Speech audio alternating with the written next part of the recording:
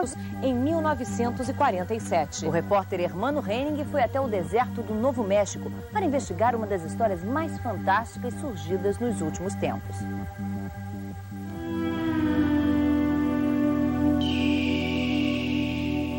As cidades no sudeste do estado do Novo México, perto da fronteira com o Texas, quase todas têm nomes latinos. Ruidoso, Álamo Gordo, Santa Rosa.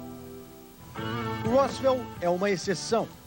Durante a Segunda Guerra era um ponto importante no mapa dos Estados Unidos. Aqui estavam estacionados os aviões bombardeiros B-29, como Enola Gay, que despejou a bomba atômica em Hiroshima. Na base aérea de Roswell eram também treinados pilotos da Força Aérea Americana que iam lutar na Europa. O pai de Ralph Hike era um dos instrutores da base. Ele era ainda muito pequeno para entender o que estava acontecendo. Mas durante toda a sua infância e adolescência, foi perseguido por uma dúvida muito forte e uma vontade enorme de saber o que de fato aconteceu naqueles misteriosos dias de julho. Meu pai provavelmente sabia a resposta, diz ele, mas estava proibido de tocar nesse assunto, segredo militar. O pai de Ralph, o Major Hike, morreu em 88. Roswell, terra de índios e cowboys no oeste dos Estados Unidos. A cidade tem hoje 50 mil habitantes. Mas pouco mais de 10 mil pessoas viviam aqui em 1947. Na noite de 4 de julho daquele ano, alguma coisa extraordinária aconteceu nesta cidade. É um mistério que permanece até hoje. No centro da cidade de Roswell há sinais como este. São indicações para o tráfego por causa das obras nas ruas. Nas placas aparece sempre um disco voador. Um ET simpático. A cidade tem 2 museus. São fotos, bonecos, exemplares dos jornais da época e até a reconstituição, com muita liberdade, é claro, do desastre que teria ocorrido aqui com um disco voador. Isso mesmo. Roswell reivindica o privilégio de ser a primeira cidade no planeta a testemunhar que discos voadores existem. Tanto existem que parte de um deles teria caído aqui, nesta fazenda, pertinho do centro da cidade. As testemunhas acreditam que naquela noite o objeto voador não identificado teve algum tipo de problema e acabou explodindo em pleno ar. Os fragmentos da nave se espalharam por uma grande área perto de Roswell. O pedaço maior teria caído a 120 quilômetros da cidade. Outro pedaço menor caiu numa fazenda mais perto. O dono da fazenda, Mac Brazel, encontrou esse pedaço da nave. Ele viu perto dos destroços 4 seres. Um deles ainda vivo. Mac Brazel avisou o xerife da cidade, George Wilcox. Este, por sua vez, entrou em contato com a base aérea de Roswell. Os militares cercaram a fazenda e teriam recolhido o pedaço da nave, os ETs. O caso Roswell, como episódio ficou conhecido, gerou muita notícia em jornal, artigos em revistas e até um filme baseado neste livro. Oh my God. Esta é a cena em que o fazendeiro leva o xerife e os militares até a área coberta pelos destroços do objeto voador não identificado. A cena foi filmada segundo a descrição das testemunhas. A fazenda onde teria caído a parte menor do disco e seus ocupantes já mudou de dono diversas vezes. Em meia hora de carro, se chega aqui, mas para entrar precisa autorização da dona, a moça da caminhonete. Foi Sheila Korn quem me levou para o lugar que ela chama de ponto de impacto. Este aqui é o lugar onde muita gente acredita caíram os destroços do disco voador. Exatamente aqui onde eu estou. E ali estão 2 marcas. Uma delas seria o lugar onde um dos ocupantes do disco foi encontrado sem vida. Um outro foi encontrado neste outro ponto, segundo Sheila Korn. O terceiro, ela explica, estava com metade do corpo para dentro e outra metade para fora da nave. Os destroços do objeto voador foram levados para um hangar. Era um hangar P3, o maior da base aérea de Roswell.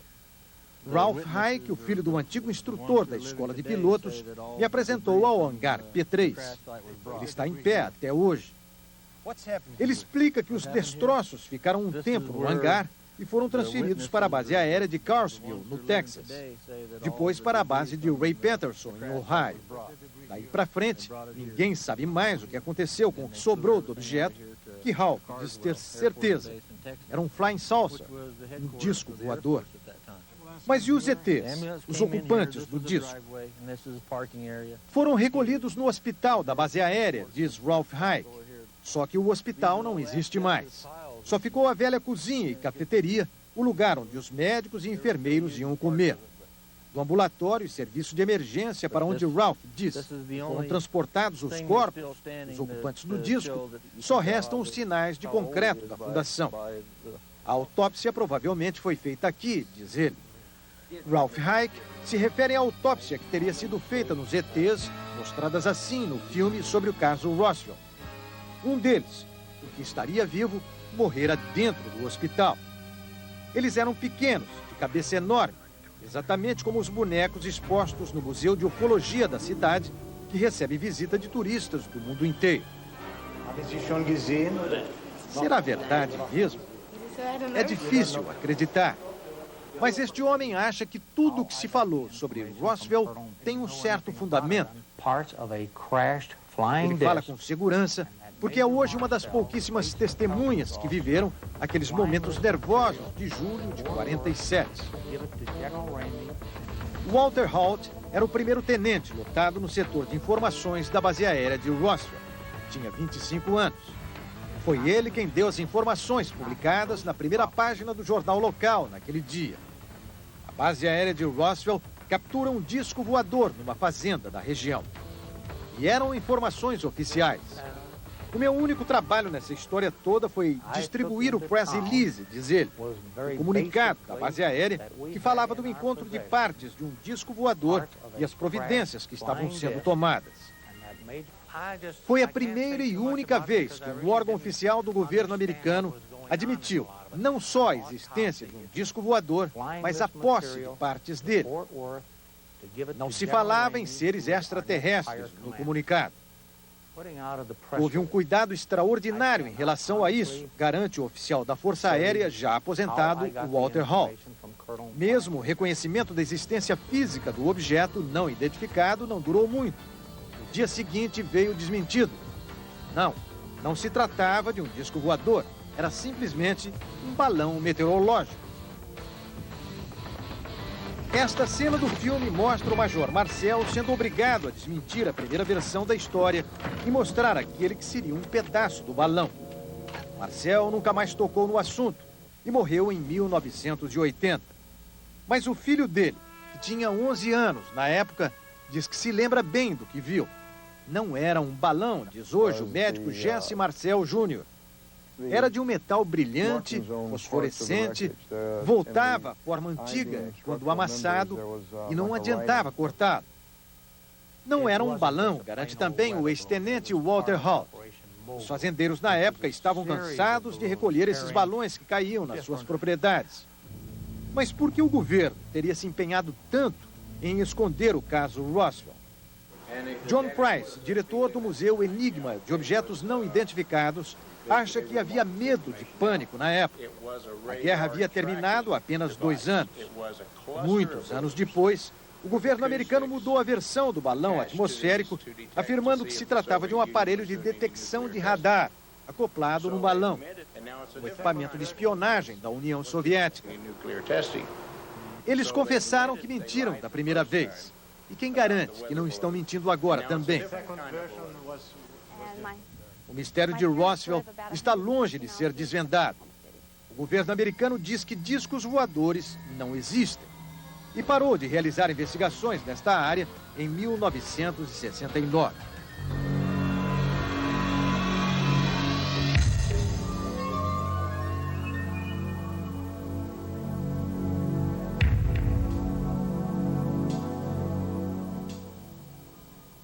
Polêmica no mundo inteiro.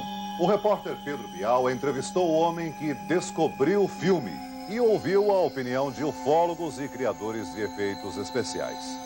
Agora você vai conhecer o filme. As imagens são fortes e podem impressionar pessoas mais sensíveis.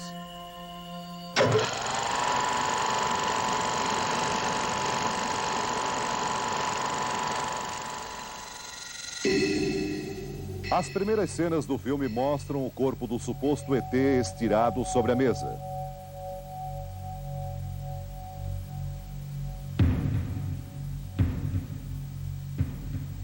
Ele tem uma forma humanoide: crânio, tronco e membros.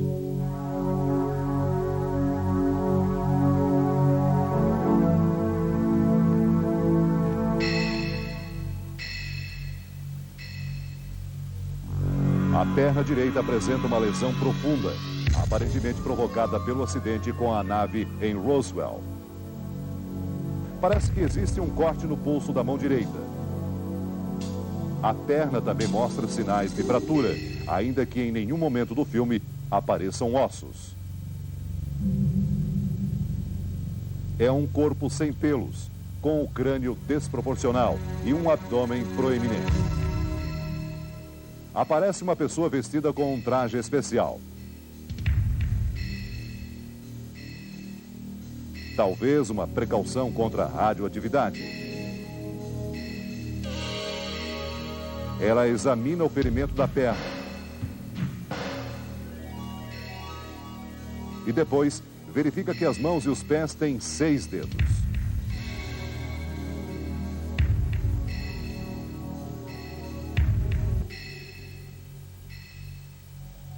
Surge um observador atrás do vidro da parede. E mais uma pessoa entra na sala.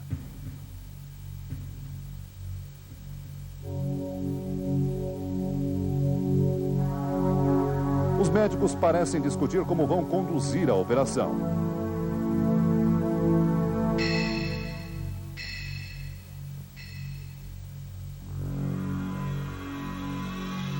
Uma amostra de tecido é retirada da perna.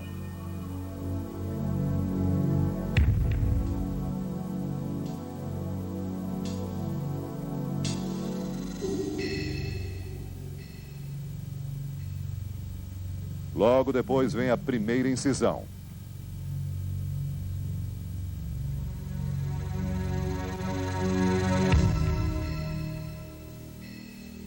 Aparecem filetes de sangue. O filme está muito cortado. Não dá para acompanhar todos os detalhes da operação. Agora os médicos trabalham nos órgãos internos do suposto ET.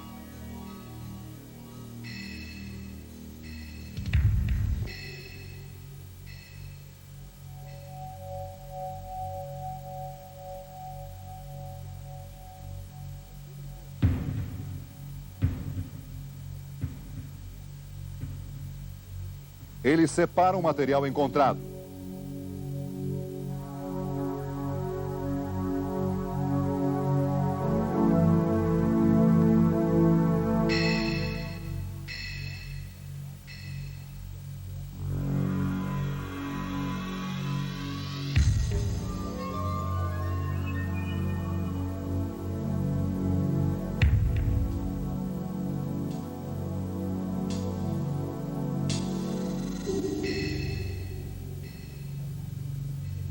Uma espécie de membrana é retirada dos olhos.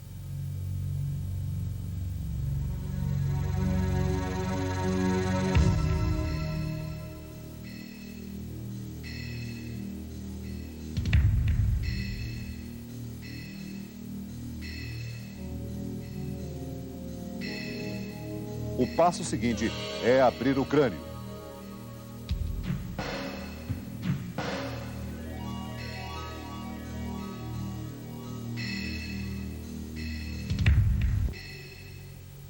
Só nesse momento percebe-se que há uma terceira pessoa na sala, além do cinegrafista.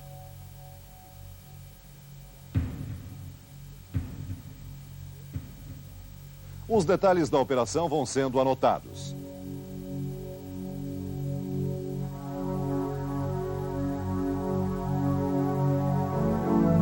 Nas cenas finais, os médicos retiram material do crânio.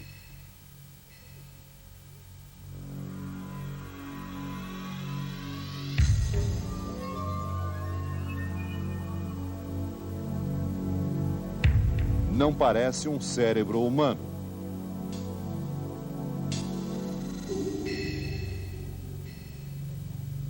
Na primeira vez em que o relógio apareceu no filme, marcava 10h05.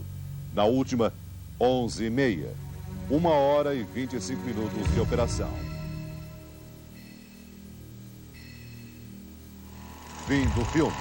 Mais respeitados do mundo, duvidou quando viu pela primeira vez. Foi ao Novo México, fez a sua investigação pessoal e agora tende a acreditar. Com certeza, o filme não mostra a vítima de um acidente nuclear, afirma Hessman. A radiação não causa tantas mudanças genéticas e com tal simetria. Porém, ele reconhece, a única prova conclusiva possível viria se o governo americano confirmasse que o filme é real. Este é o homem que está ganhando dinheiro com a boa história. O produtor de vídeos Ray Santilli conta que, enquanto fazia um documentário musical nos Estados Unidos, conheceu um senhor de 80 e poucos anos que lhe ofereceu o filme da autópsia. Era um aposentado ex-cinegrafista das Forças Armadas Americanas. É um senhor bem normal, com 50 anos de casamento, uma grande família e que nunca fez muito dinheiro. Mas ele era um profissional, no entanto, os movimentos de câmera parecem amadores, ele mexe muito a câmera, perde o foco quando se aproxima. Naquele tempo, as câmeras não eram tão fáceis de operar, argumenta Ray Santilli. E ele estava vestindo as mesmas roupas dos cirurgiões. Mas o filme é de 47, mas poderia ter sido exposto, ter sido usado só há pouco tempo. Como é que a gente pode ter uma evidência de quando foi feito o filme, filmado? Acredito que logo irão surgir resultados de análises que comprovam que o filme foi rodado há cerca de 50 anos, afirma o produtor Santilli. Hoje a indústria cinematográfica tem os meios para construir reproduções super realistas de corpos humanos e inumanos. Mas vamos supor agora que as cenas da autópsia foram mesmo feitas há 48 anos. Se este é o caso, a próxima pergunta tem que ser: naquela época já havia tecnologia para se criar um boneco como o do corpo do ET autopsiado? Para responder a esta pergunta, fomos a uma das maiores fábricas de ilusão do planeta. A empresa Hanson faz os bonecos mais perfeitos do mundo do cinema sob encomenda de Hollywood. Nós mostramos o filme da suposta autópsia a 2 mestres em efeitos especiais, Neil Scanlon e Robin Durham. Eis algumas de suas observações. Eles mantêm a criatura absolutamente imóvel o tempo todo. Não mostraram os punhos ou os braços se mexendo. O que é bem feito, pois se você quer convencer alguém de que algo é real, não movimente a coisa. É uma das nossas regras de ouro.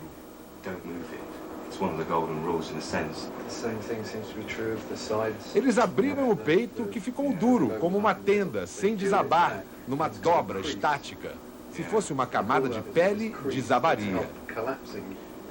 Sem costelas e depois de removidos todos os órgãos, a pele não conseguiria sustentar o próprio peso. E este material, que parece borracha, se sustenta sozinho. Ray Santilli afirma que ninguém pode saber como se comportaria um tecido extraterreno. Sim, mas para começo de conversa é sem dúvida um humanoide, replica Neil Scanlon. E seja qual for a sua pele, tem que ser flexível para permitir movimentos. A membrana sobre os olhos parece com lentes de contato. E há um corte de montagem no exato momento em que a pinça do médico se aproxima dos olhos. Na hora em que eles serram o crânio, a cabeça mal se mexe. Imagine serrar um crânio sem movimentar a cabeça. A montagem da fita é precisa. Corta sempre que o bisturi passa de uma mão a outra. Ainda que o filme tenha sido rodado há 48 anos... Sim, já era possível fazer um boneco como este, principalmente em preto e branco, que torna os truques mais fáceis. E em 1947, as Forças Armadas Americanas já usavam filmes coloridos. Até agora, quanto dinheiro o senhor já ganhou vendendo esse filme? Não vendi o filme ainda, responde Ray Santilli. Apenas cedi a televisões de todo o mundo para que fossem feitas as investigações. Se vencermos estes obstáculos, aí sim teremos renda. Pelo menos nesta resposta, Ray Santilli não disse a verdade. Nós obtivemos um fax da empresa dele cobrando de uma TV norte-americana a quantia de $200 mil pelo acesso às imagens. O comerciante do estranho filme continua otimista. Ray Santilli afirma que novas evidências irão surgir autenticando o material. Muita informação nova ficará disponível a partir desta semana. Inclusive, testemunhas da autópsia podem se apresentar publicamente. Científica, mas uma coisa é certa. Fraude ou não, a equipe que fez a operação entende do assunto. Nesse grupo há cirurgiões, ufólogos, psicólogos e uma presença especial. A gaúcha Zélia Grilo, consultora de recursos humanos. Ela afirma que 4 anos atrás viu o que seria uma nave espacial e também teria visto seus ocupantes. Eles não têm a boca tão grande, o nariz também não é tão perfeito, os olhos são maiores. E o corpo deles é como se não tivesse uma estrutura como a nossa, não tivesse musculatura óssea. Esses até são bastante musculosos, né? E a lembrança que eu tenho não é essa. Esse ser que aparece na autópsia é totalmente atípico. Não encaixa em nenhuma imagem que já tivemos. O filme em si me parece uma fraude. Diante da importância do fato do recolhimento de tripulações vitimadas no caso de 47 em Roswell, no Novo México, eu acredito que se houve uma filmagem, como possivelmente deve ter ocorrido, ela foi feita com muitos cuidados. Para um evento de tal importância para a ciência, o cenário foi muito pobre, o arsenal cirúrgico foi muito pobre e a dissecção e a retirada dos tecidos foi com pouco cuidado. Eu acho, mesmo sendo um filme falso, tá, que provavelmente deve ser falso, tá, ele gera uma polêmica. E essa polêmica chama a atenção das pessoas que estão desinformadas a respeito de que alguma coisa esteja acontecendo. O filme também foi apresentado no Departamento de Medicina Legal da Universidade Estadual de Campinas, a Unicamp. Pesquisadores das áreas de medicina, cirurgia, genética e documentação científica examinaram as imagens. O grupo foi reunido pelo chefe do departamento, Fortunato Badan, um dos médicos legistas mais respeitados do país. Ele fez a reconstituição facial do carrasco nazista Josef Mengele, em 85. Também fez a autópsia de Chico Mendes, em 89, e ajudou a polícia a reconstituir o crime. O Dr. Badan avisa que o filme do ET tem pouca qualidade para ser analisado cientificamente, mas faz alguns comentários. A técnica utilizada para a abertura do cadáver foi uma técnica perfeita, uma técnica de anátomo-patologista. Só que uma técnica não usual nos Estados Unidos. É uma técnica em que os órgãos foram sendo retirados às partes, um por um, enquanto que a técnica americana normalmente recomenda que se faça uma retirada em monobloco e depois então se separem os vários órgãos neste procedimento de análise. O que se pode também observar é que este corpo tem características de ser um corpo do sexo feminino, embora não tenha sido muito bem explorada no filme. O que se nota também é um abdômen muito globoso, que pode falar a favor, por exemplo, de ser uma pessoa do sexo feminino grávida, que pode ser em decorrência da própria alteração genética que este corpo possa possuir, ou eventualmente em decorrência de ser um corpo já em estado de putrefação, e isto facilita com que os gases abdominais venham a fazer uma certa protrusão do abdômen.